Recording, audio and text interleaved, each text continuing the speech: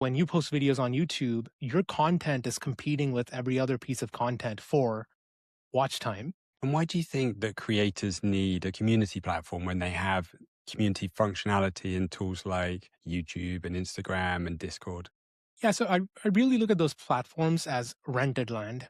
Now, it's a fantastic rented land, and if you're building your audience, I would never try and dissuade someone from building an audience on any of those platforms. It's just that when you look at their incentives, so when you look at YouTube's incentive, for example, and by the way, I love YouTube. I watch a lot of podcasts and videos all day, but they're really centered around this one idea of like the watch time and video engagement, right? That's what the entire platform's about. And so when you post videos on YouTube, your content is competing with every other piece of content for watch time.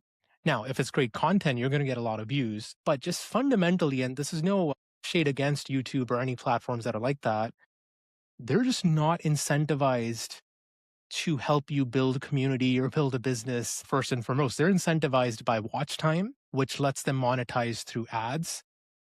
And of course, if you can, build an audience, get attention, monetize ads, like it's one fantastic way to build a business and it's been very successful, but you do kind of have to know that you're building on rented land.